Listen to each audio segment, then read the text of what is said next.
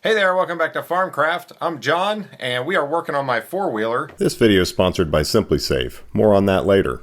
In last week's video, we really tore into it. We got all the covers and plastics off, got everything washed up, started troubleshooting the charging system, took off the carburetor, and then did a full rebuild. And this week, I hope to have this thing all back together and running like it should. All right, I think I just discovered something. So it's in park right now, and if I roll it, you can still roll it. But if I just pull the park down a little bit more, it actually works. So that's great. That means I just need to adjust it a little bit. I was worried it was going to be a mechanical problem. Before I go adjusting it, there's this tube on the bottom and just watery, rusty stuff. And then there's like, I don't know if that's just rust that's collected in there, or if that's supposed to be grease. Seems like rust. So I'm not sure what the purpose of that is. I didn't really see anything in the manual. I'm gonna go ahead and take this apart, see what's going on in there. A little wet in there from me power washing. So yeah, not much in there. It basically, that thing coming out of the bottom is just a drain. It's not bad. It's just a little wet and a little rusty. I'm gonna blow it out, dry it out, and then I'm just gonna spray fluid film in there and coat everything. Fluid film.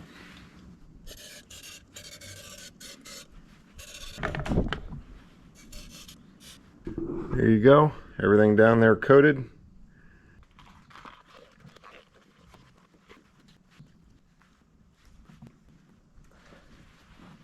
All right, now my linkage here, I think it's just a big turnbuckle.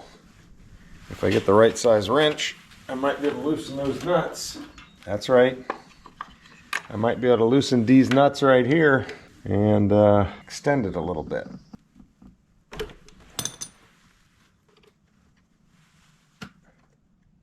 Now, this thing will actually kind of click into a spot if I push it down. So is this thing gonna let me extend that? Yes.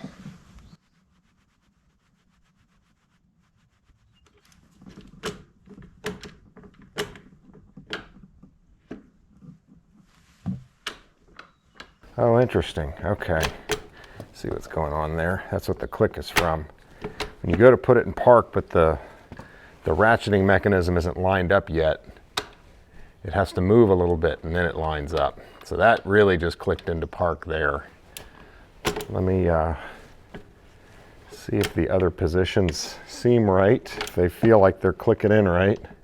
So each position kind of has a detent and you can feel when it's in the right spot. So I just did a little tweaking here and there and got it to where everything seemed to line up really well. Tightening these nuts back up.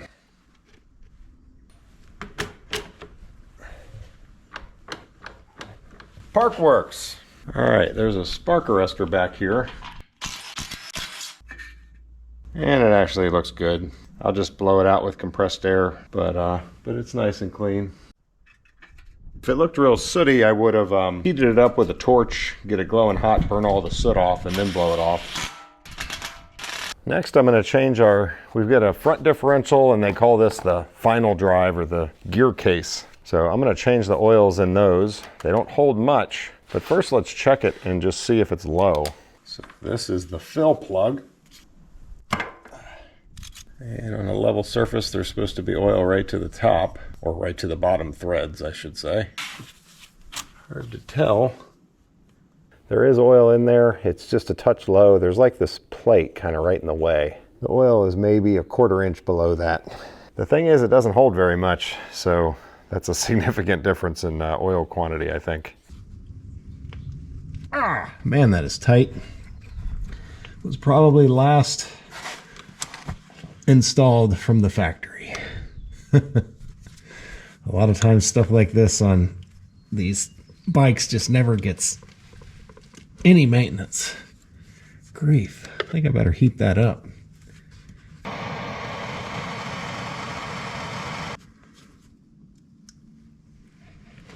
Man.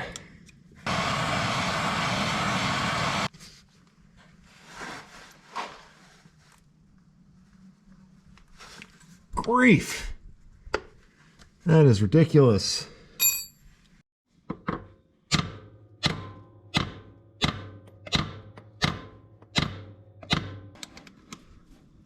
Look at that. Sometimes it just needs a tappy tap.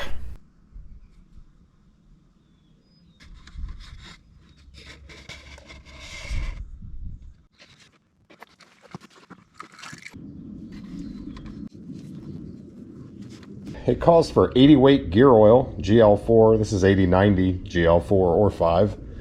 So good enough in my book. And for the record, I did look for actual just straight 80 weight. Couldn't find it. Seems everything's 75/90, 80/90, or just straight 90. I just can't imagine that 80/90 really matters that much. It means when it gets hot, it's going to act like 90 weight, slightly thicker. And here I am filling a gearbox from the top. Good thing it's not a boat, because this would never work. That's it.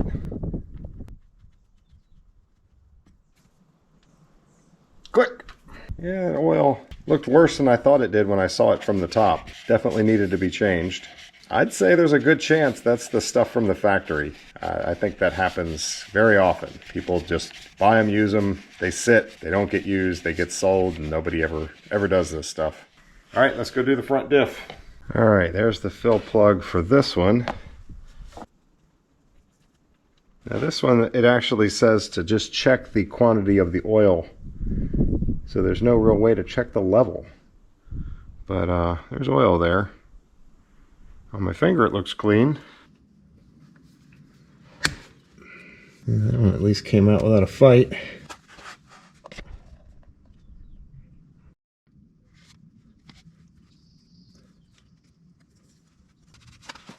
So according to the manual, there was supposed to be 330 mLs of oil in there.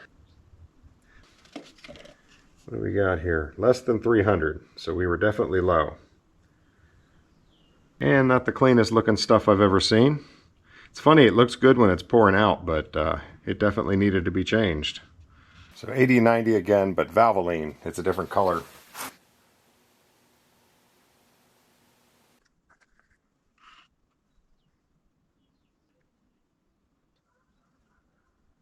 I must say it's pretty annoying that you fill this by quantity and not by volume. Because what do you do if you spill some? Start over? Just give me a dipstick, man. How hard is that? You already have a fill plug, put a dipstick on it. I think the reality is if you put too much in this, it's just going to come out of the breather when it's running. So it's actually not a big deal to overfill it.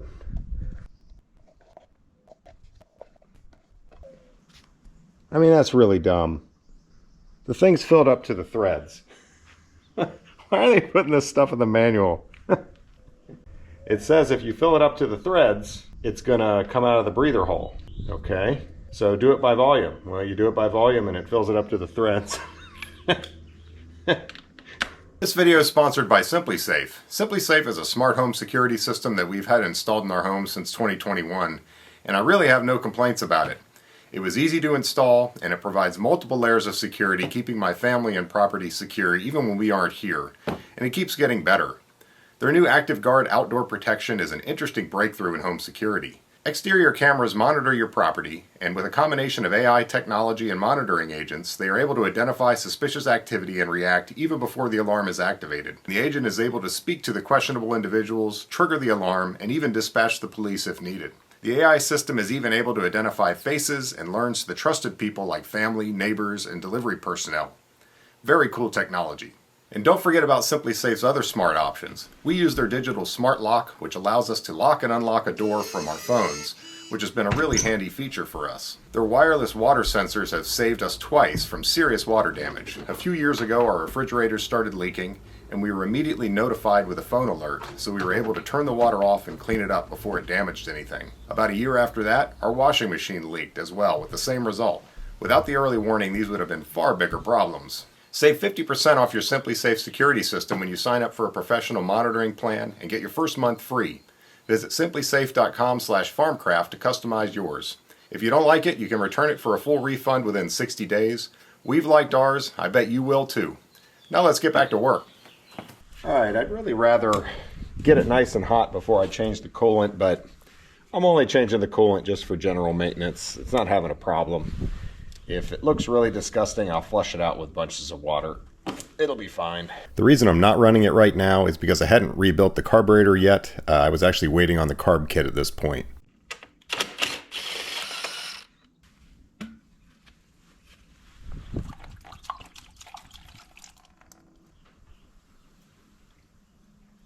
I think this right there is our drain plug.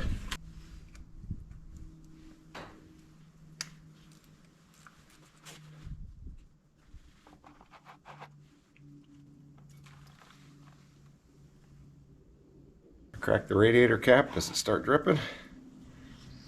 There we go.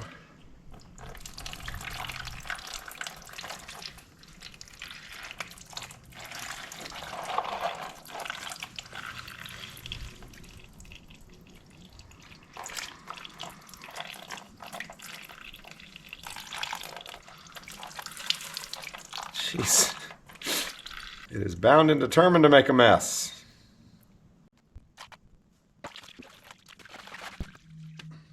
There's a fair amount of junk in that thing. I'm just taking some water and running it through here, shake it around, flush it out.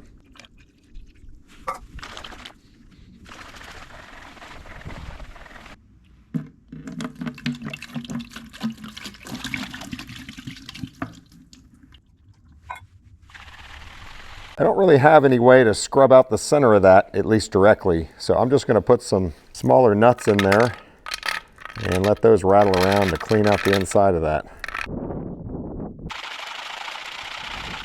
It's better. I'll keep doing that and we'll see you back. I'd say that's a lot better than it was. Now the radiator, I'm just going to give a rinse.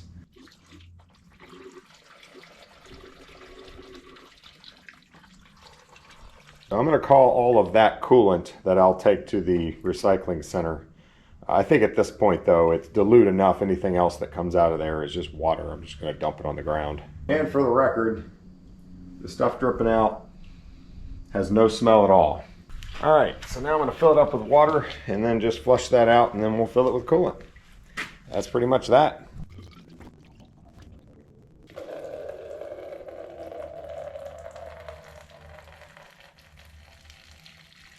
All right, that's what came out, and it does have the color, and it also, yeah, it's got a hint of the smell, so I'll recycle that too. All right, a few more flushes, came out pretty clear. And just a note, that's ethylene glycol coming out of there, and that is certainly not good for dogs. Now, what has sprayed on the floor there has been diluted a couple times already as I was flushing it out, but I'm gonna soak all that up with pig mat, pig mats to the rescue, and then I'll probably put more water on it, because ethylene glycol is poisonous and sweet for dogs. So especially if you left a bucket of it laying around, they're likely to come drink out of the bucket and poison them and kill them. Yeah, be careful about that. I'm gonna take care of that.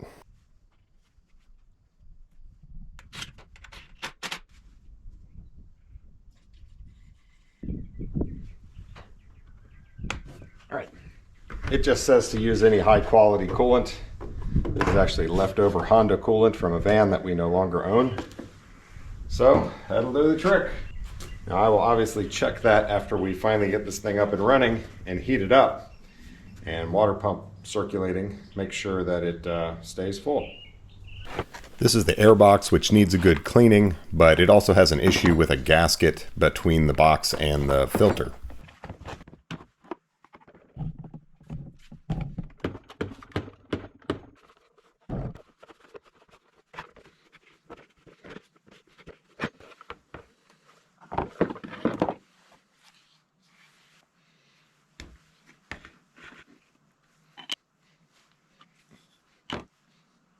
This gasket material has totally deteriorated. The only way to get a new one is to buy this basket, which is over $60. I didn't want to do that. So here's a piece of cork gasket material.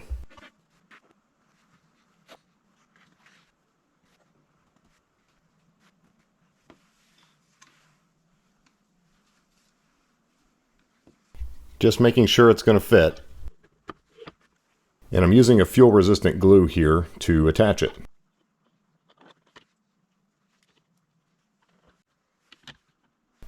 Gravity clamps.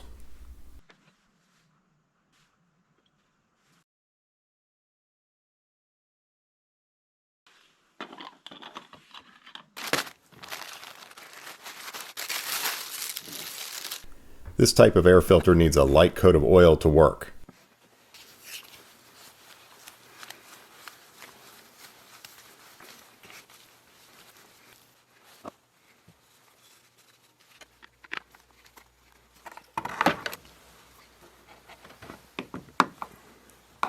That's going to work.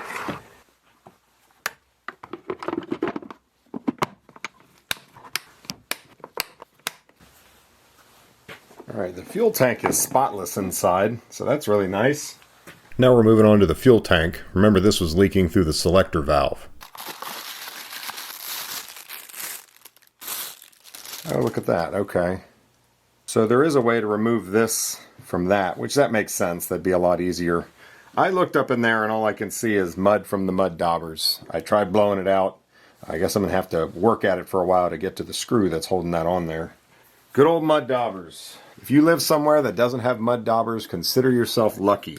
All the cheap ones on Amazon came with the handle, but I decided to buy OEM for 3 times the price and didn't get a handle. Good old mud dauber junk. It's got to be a Phillips head, right? And at this point I really don't want to wait however long it's going to take for a new handle to arrive. I don't feel anything.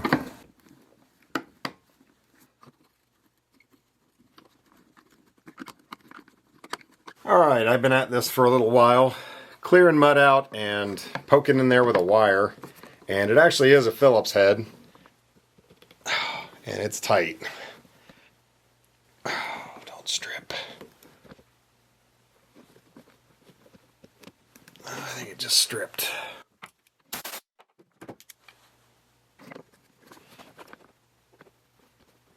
It's a really dumb design.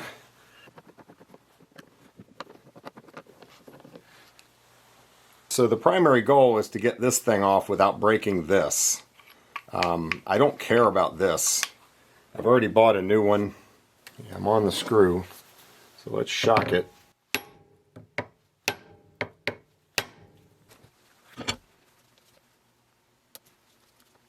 Turning or is it stripping? I can't tell.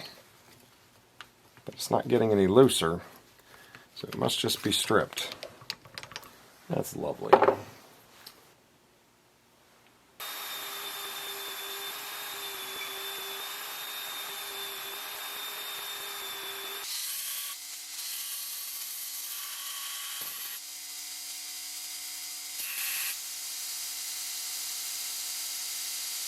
Might be ruined.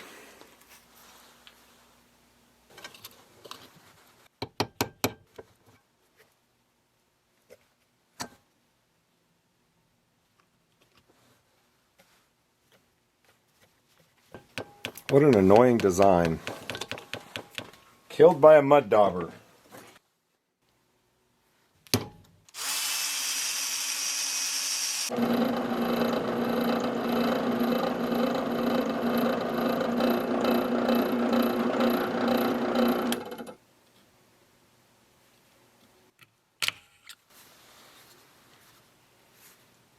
Yeah, that thing was in pretty rough shape. It wasn't just the mud daubers, it was also rusted. The threads look pretty bad. No wonder. Alright, tired of fooling with this silly thing. I did find a metric screw that fit, and there still is a shoulder in there for the screw to tighten against. But the end of it is also mushroomed out, and it was supposed to kind of fit over that thing. So I put a little hose clamp on it, and it's working. Don't worry, it's only temporary.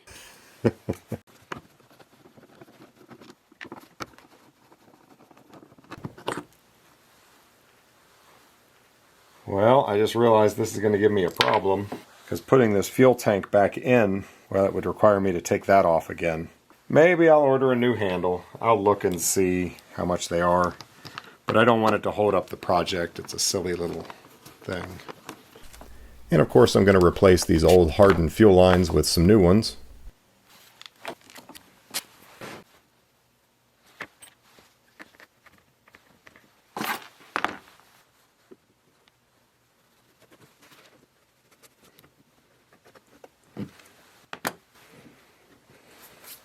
So I'm curious about this old one. Just want to see what's in here.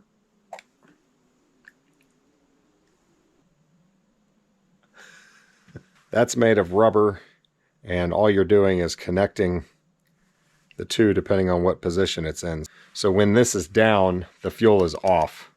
That goes to the carburetor, but it's not connected to anything in the tank. On is connecting the carburetor with this one, the tall one. And then reserve is the all the way around where you're connecting this one, the lower, with the carb. Pretty simple. These tires come pretty well smashed. Not very tire shaped. So I'm propping them with some wooden blocks to try to get it into a position where maybe I'll have a chance of setting the bead. Basically, I want to get these in a rough tire shape and let them sit for days while I'm finishing up the machine before I try putting them on.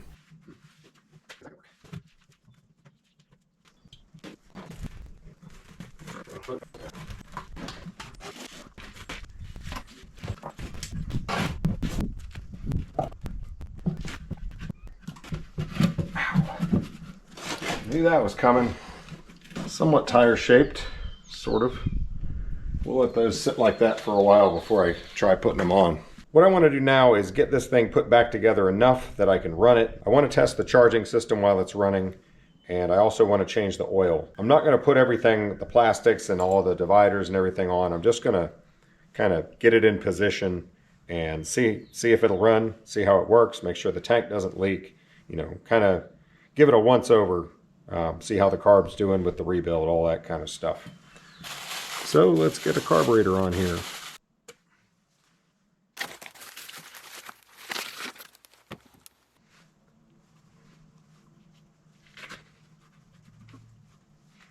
I'm reorienting these hose clamps so I'll be able to reach them with a screwdriver when the bike's back together.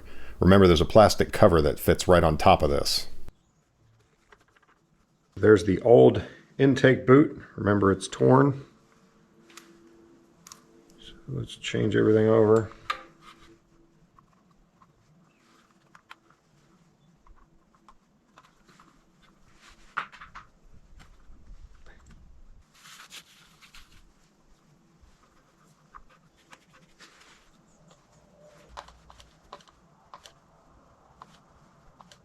All right, now the airbox with the new filter.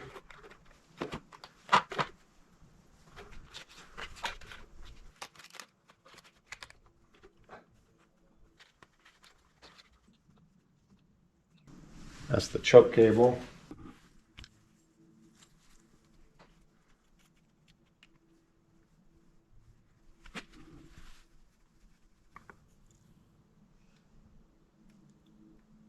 Remember, all that's doing is opening up that additional passageway when you pull the choke.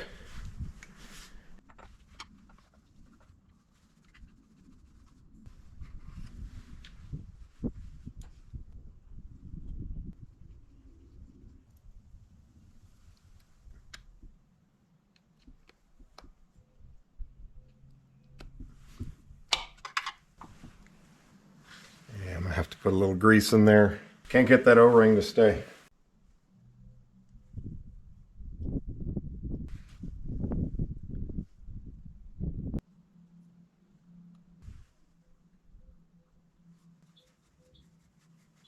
Definitely easier to do this before you mount the carburetor.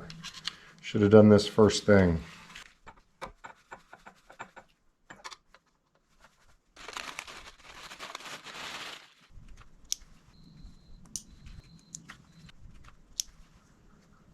Alright, had to put the fender up there to get that plugged back in.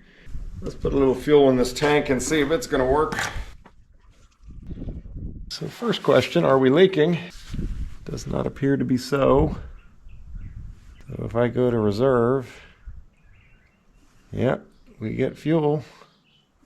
Okay, new fuel valve works. That might be temporary, permanently temporary.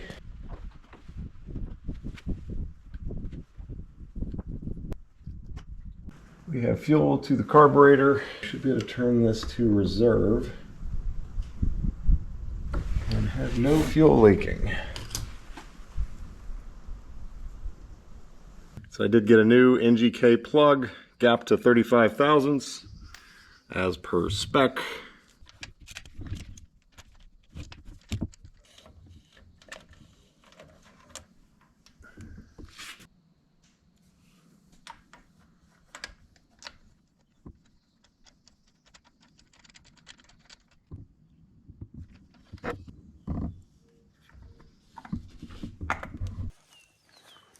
What do you think, Dozer?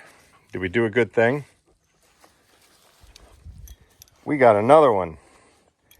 And this one's named Buttercup. She is a brindle coated Anatolian, so she's going to be big like Dozer. She's 4 months old now, weighing in at like 45 pounds.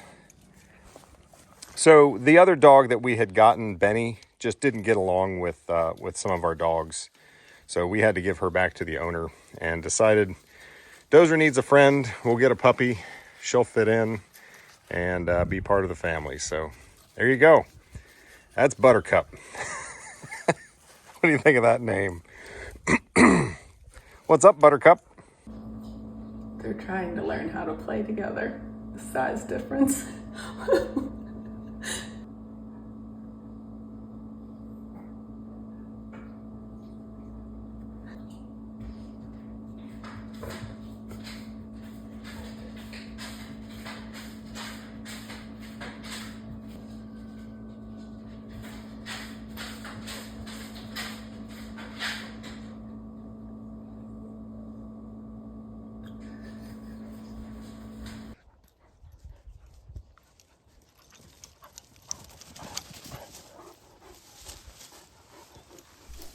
So that's Buttercup. You'll be seeing more of her in the future.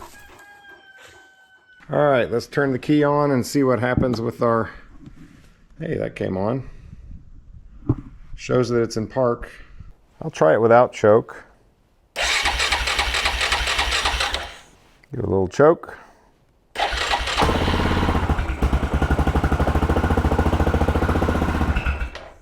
Yeah, it immediately dies if I turn that choke off. So I guess that would tell me I need to richen up the pilot circuit. Let's let it warm up a little bit first and see.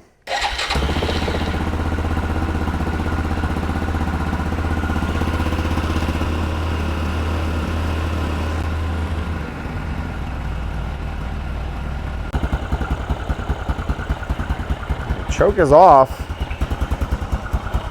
That idle needs to come up.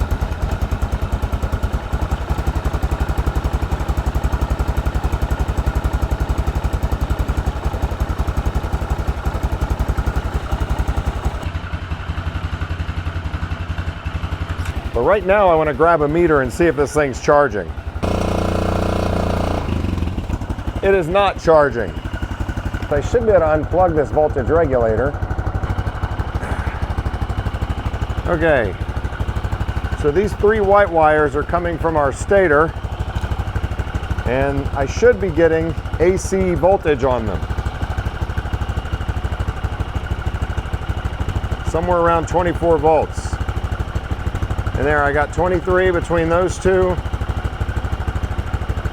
21. 21. And it probably goes up if I rev it. Yes. Okay, so the stator's working. So that just means I'm not getting any voltage out of the regulator.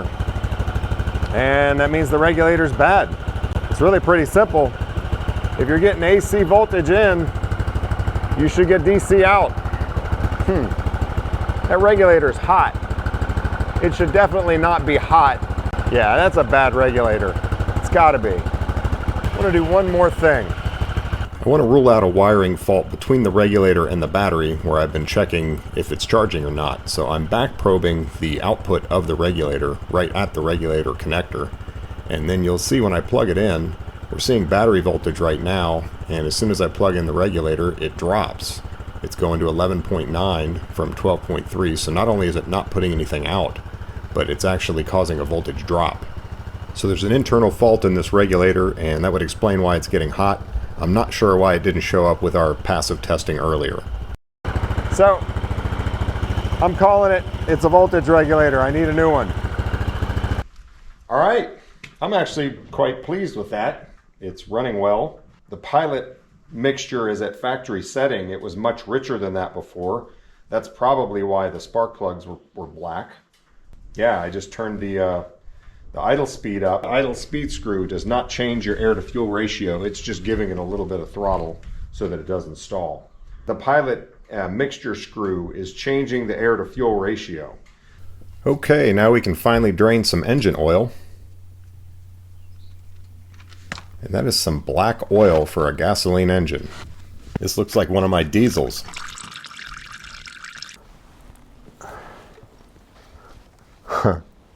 You need a specialty wrench to get that filter off of there. Let's see if we can get it moving with some channel locks.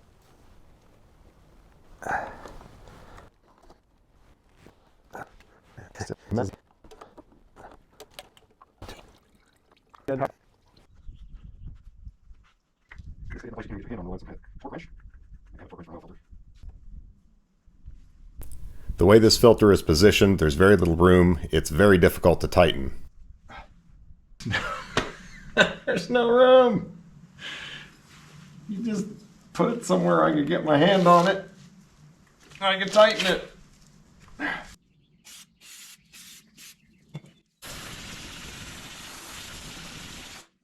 All right, I found a wrench that might work. And by found, I mean I ordered it online and waited for it to come. And it still might not. Let's see here.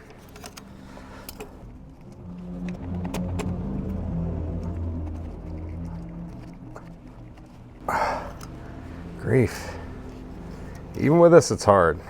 But I'll spare you that. I did eventually get it tightened down 3/4 of a turn after the O-ring contacted the housing. This calls for 1030. Supposed to be 2.2 quarts. All right, kind of hard to know where that thing's going to settle. It's a little high right now, according to the dipstick. But I'm going to go ahead and crank it and get the filter to fill, and then we'll get it right.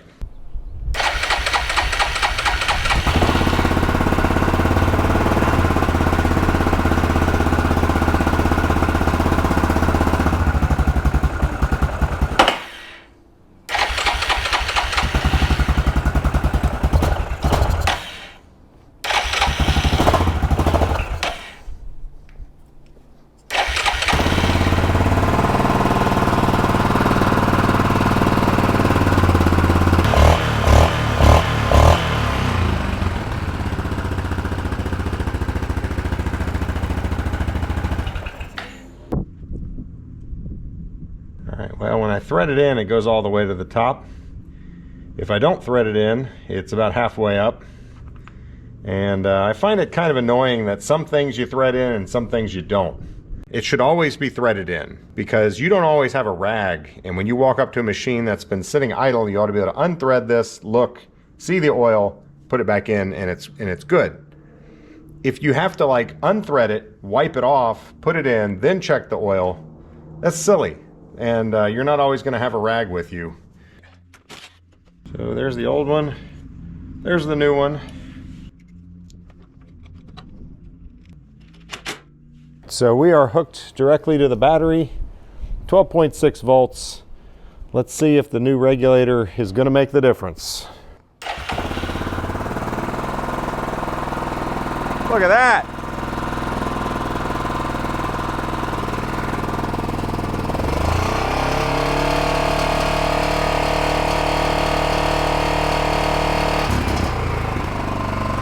That's what I wanted to see. I figured that was it, but there's always the worry that there's something going on funky with wiring, bad ground, that kind of stuff. So the OEM version was like 150 bucks, and this had really good reviews on Amazon for like 20.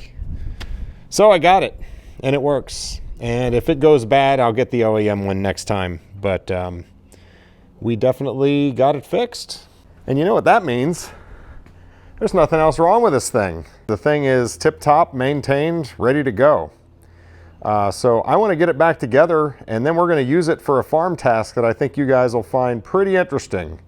Kind of using some really clever old-timer technology. It's still, in a lot of cases, the best way to do something. Let's get this thing back together. This is the kind of thing that's not so fun to do and not so fun to watch unless you do it really fast. So time lapse.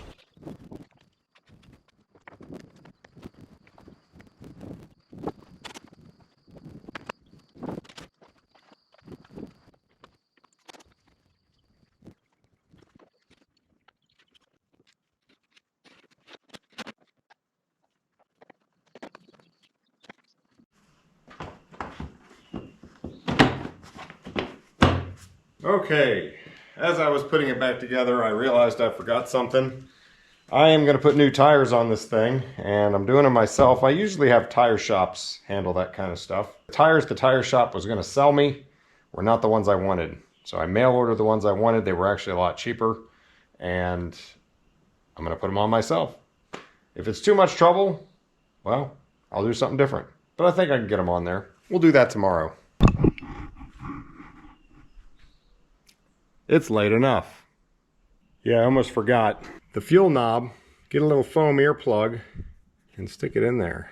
Let that expand out and keep the stupid mud daubers out of there. Good grief. So you can probably see why I want to change these tires. Lots of cracks and dry rot. This one loses air pretty rapidly. The others hold air fairly well, but these are the original tires that came on this thing. This machine's got, I think, what does it have?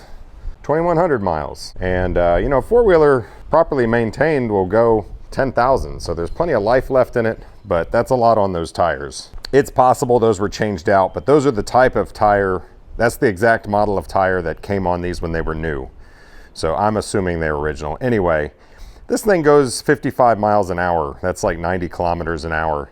And you do not want to be doing that and have a tire blow out, especially a front one.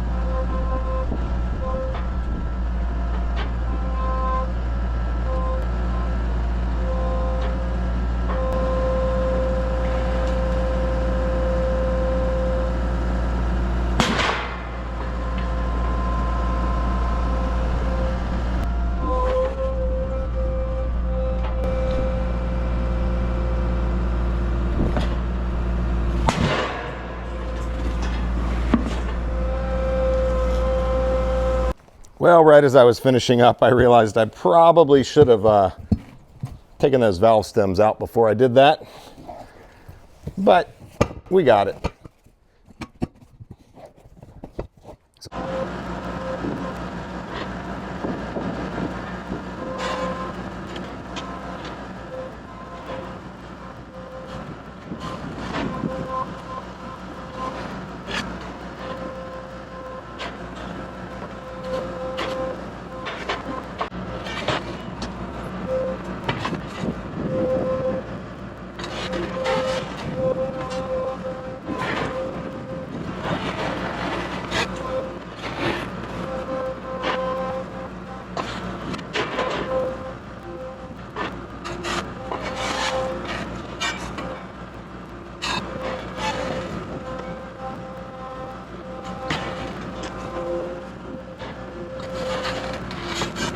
So I don't have a lot of experience doing tires like this, so don't take this as a how-to video.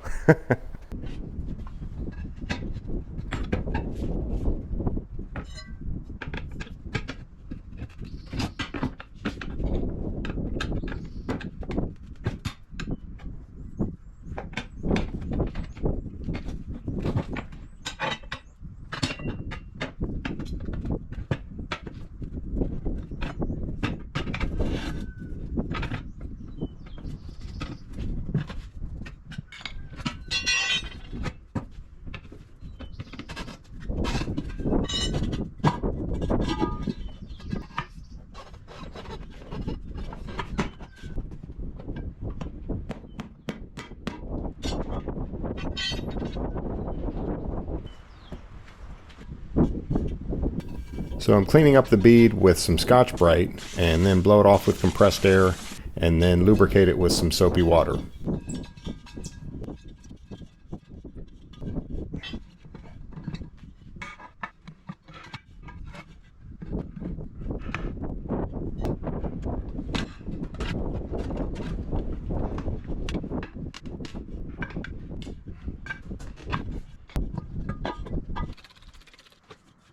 And in spite of having that big tire spoon and the crowbar, I kept finding the screwdriver worked better. It was easier to get in there and just take small bites, and it got the tire on pretty well.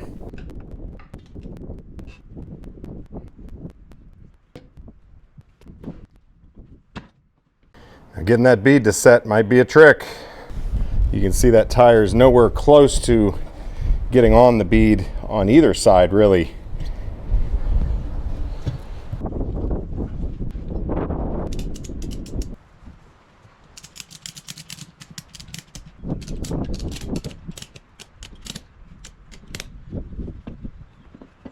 So that squeezes that tire so that it flares out more, and might be enough to get the bead on there.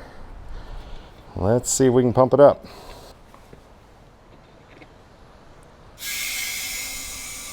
Looks like it.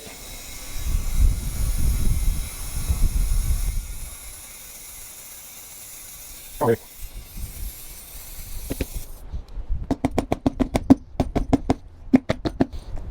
See, it's not on the bead right there. Don't stick your finger in there.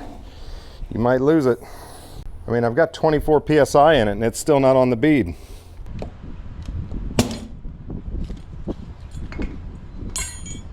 Yeah, it actually says right here, do not inflate beyond 36 when seating the bead. So I can keep going.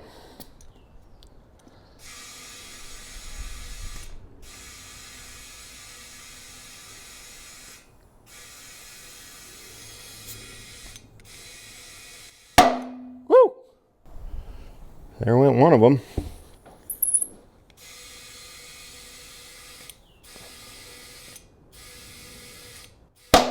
And there went the other one, right at 36. And that is way over pressure from what it's going to be running at. So let's get this valve stem out of here.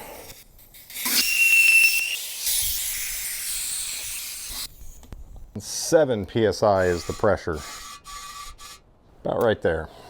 All right, one down. Now these tires are directional, so that is my left front. So I have to be careful with the other one to make sure I put it on correctly so that it'll be the right front.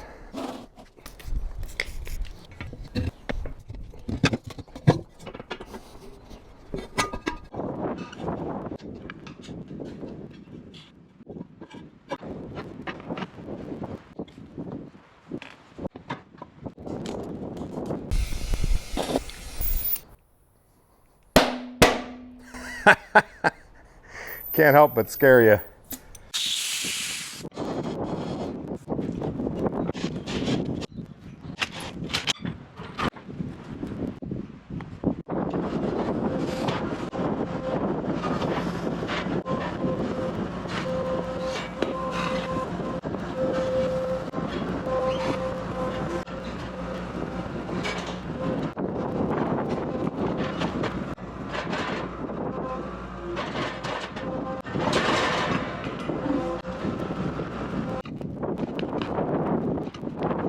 Now, if you don't have a skid steer to break the bead, there are ways to do it. Just search YouTube, you'll find ways. You can do it with a car. You put a board up on the tire and then you drive up the board and it'll pop the bead off, or you can drive the car tire right onto this tire and pop it off.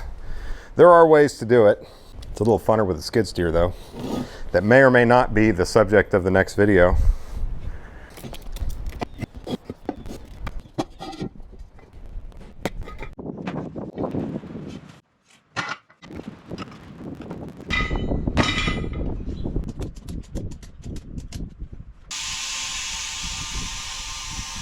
Got it.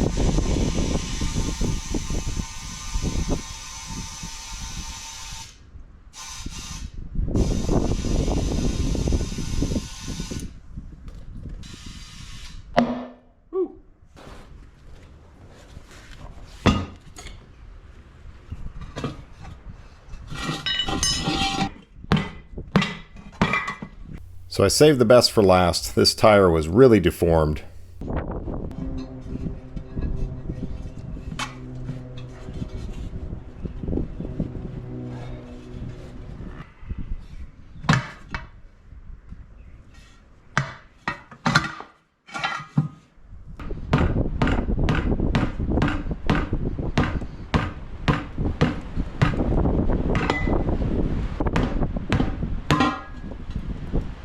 And up to this point it went just fine, but that bead is nowhere close to even being set. I can still see the valve stem actually down inside the wheel. All right, we're gonna try this the fun way. I mean, the ratchet strap might work, but this thing's pretty off. So we're gonna try this explosively. I'm gonna pump some propane into there, and then we're gonna light it and hopefully get a thump that will pop the tire outward rapidly enough that it'll seal up. That's the idea. I've done this before, and the trick is getting the right amount of propane in there. If you get too much, there's not enough oxygen to give you a good thump, and then obviously if you don't get enough, you don't get a good thump. It can be kind of tricky. And I'm gonna have to lift this rim up to get that in there. Let's see what happens.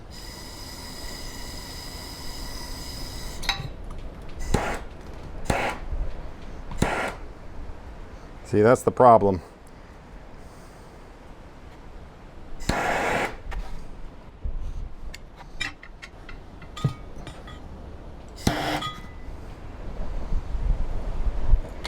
So it's really windy out here, it's not helping. Let's hit it with some starting fluid in there.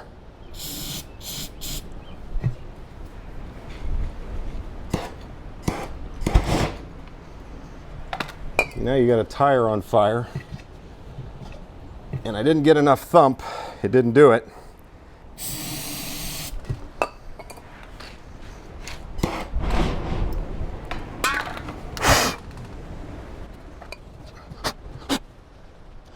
That method's fun when it works, but I don't particularly love it. This tire was so deformed it had me wondering that even if I can get the bead to set, is it going to be symmetric when I blow it up?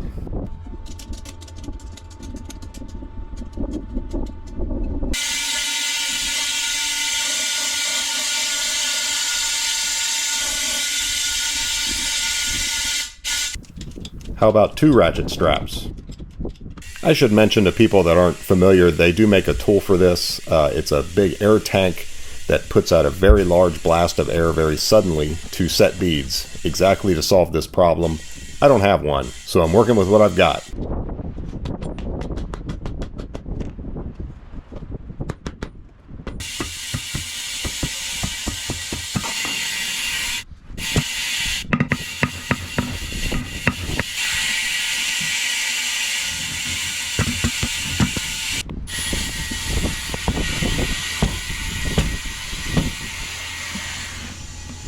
Hey!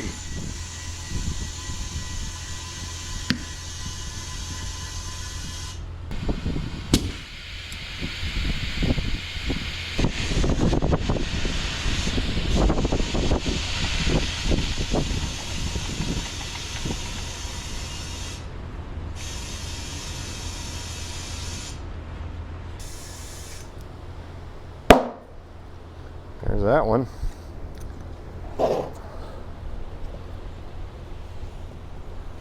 It's on. How about that? Starting to have my doubts. Now I hope I put it on the right way. Where's our direction? That way. That way. Ah, I did it backwards. No, I didn't. Thank goodness. Okay. And once it was inflated, you'd never know the thing was deformed. It looked just fine.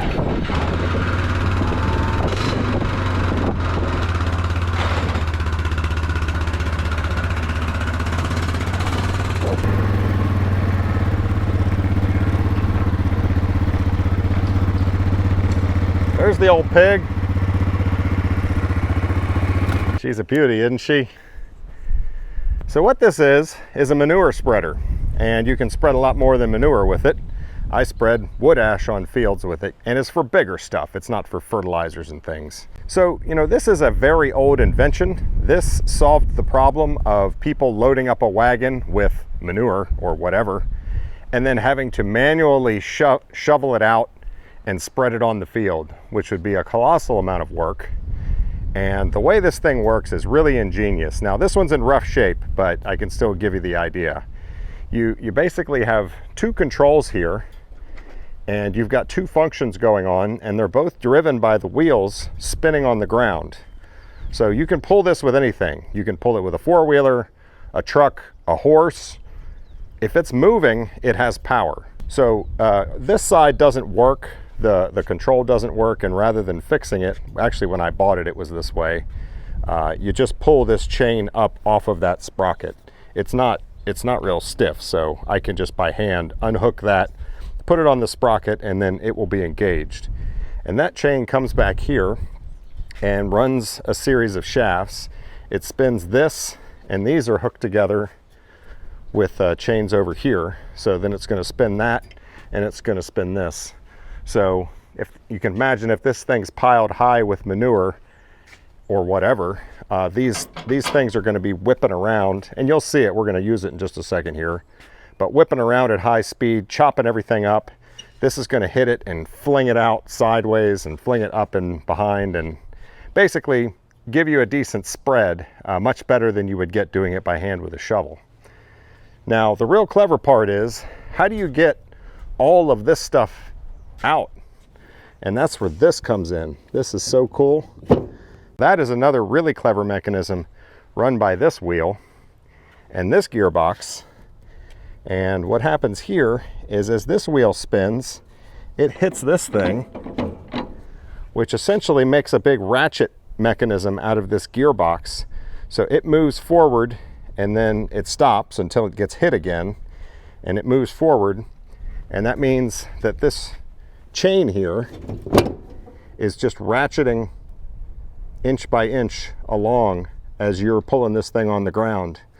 So whatever's in here, even if it's stacked all the way full, it unloads it pretty quickly. It's going to get everything in here out. All you got to do is pull it.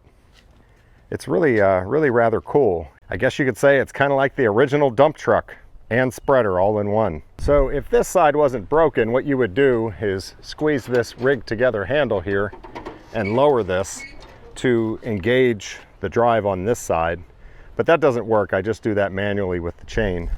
This side does work. So you squeeze this handle and you can lower it down into different positions, and the lower you take it, the faster it goes. Very old technology. These things have been around forever. They still make them. The newer ones obviously work on different mechanisms, but they essentially do the same thing. So I'm going to give this thing a little lubrication. It hasn't been used in a long while, and we are going to spread some ash on a field that is sorely in need of some fertilizers, some better pH, and the ash is really going to help the grass there. So this is one of those instances when you don't want to use grease or oil, because this thing would just be totally caked with junk in no time, and then it becomes like a grinding paste. So I'm using this slip plate. This is basically graphite, and it doesn't attract dust or anything like that.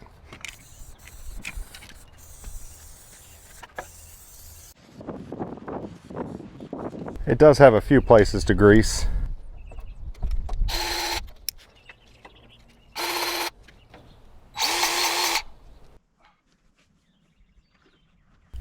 It's been a long time since I dealt with my waste wood ash. I've got 13 of these containers, and they weigh at least 80 pounds each, maybe more. And then I've got this full trash can that I have a little trouble picking up and have to give it some thought on how I'm going to get it up there. Now, obviously I could use my tractor, but what's the fun in that? I eventually used the tire and kind of got my knees under it and was able to work it up. And I don't know how much ash this is. It's well over 1,000 pounds, I'm sure of that. And I end up dumping two loads on the field.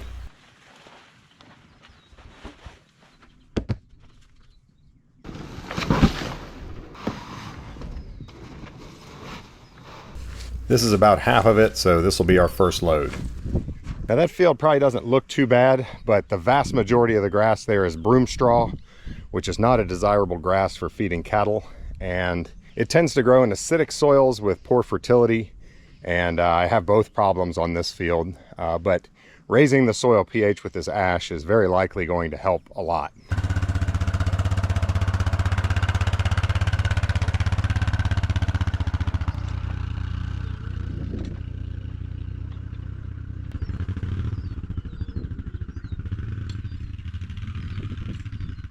So here I'm engaging the chopper shafts.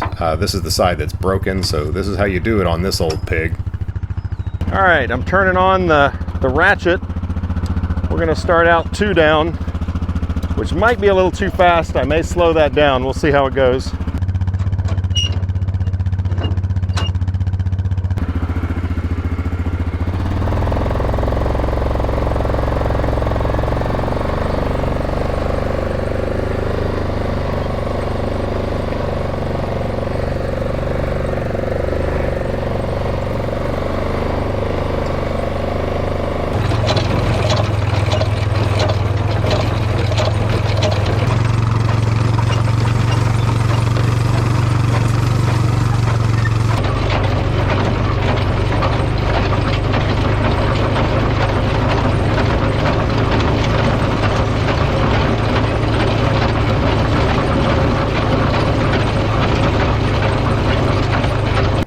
Obviously, most of the ash ends up in a narrow strip behind the machine, so I'm sticking to kind of the high point of the field here. As it rains, it's going to wash downhill from here in both directions.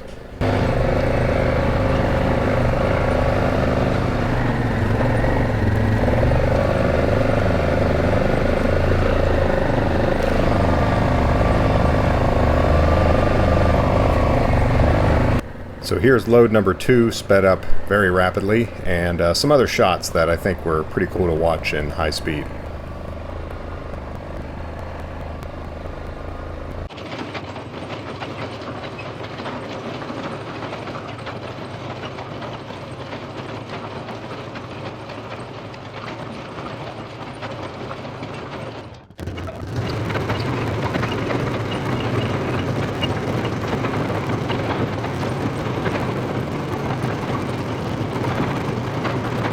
Except this one's actual speed.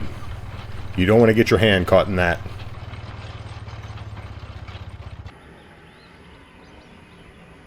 Alright, little bonus footage for you.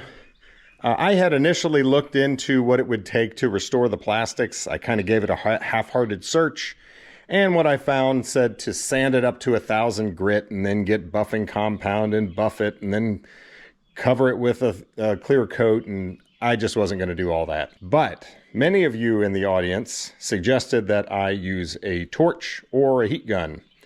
Basically, it sounds like if you get this this plastic up, fairly hot, this oxidation will just kind of melt into it, and you'll have rejuvenated plastic. So that sounds like something that would be pretty fast and probably worth doing. So I figured, why not? Let's give it a try. Now, I don't think I really want to use the weed torch. I'm a little afraid that's too much heat too fast and I will melt the thing. Let me get the smaller torch and do a little experimentation. I also need to be careful about that fuel tank. It's got gasoline in it. Now, apparently people know about this because they do this on stadium seats. They get oxidized in the sun, and workers just go down with a big torch and just torch them. I'm not giving it enough heat at this point, being careful because I'm trying to figure this process out, but you'll see, you can be more aggressive than this. Well, it's better, I guess.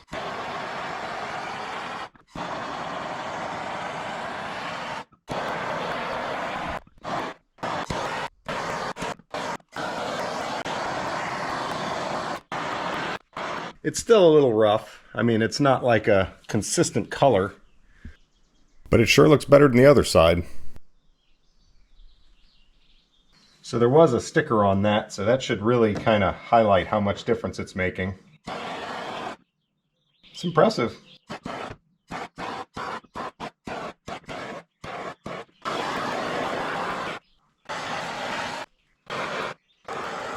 Yeah, it makes a big difference. And it's fast and easy. I can do this. Sanding to 1,000 grit.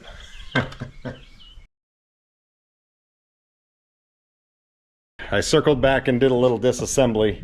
I just didn't feel good about blow torching my fuel tank.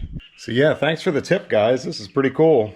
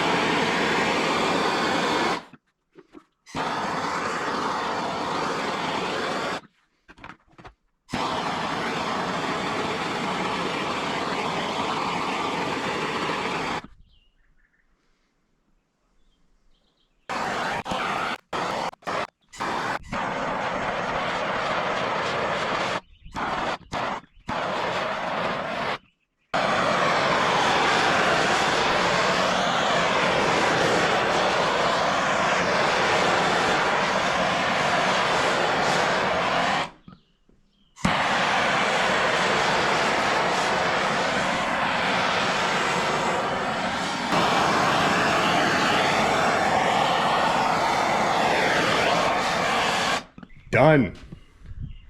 It took like 20 minutes, tops, including taking it apart. Let's get it back together. There, now we're done. So that's it, guys. The four-wheeler is fixed. I'm happy to have this thing back. Thanks for watching. We'll see you on the next one.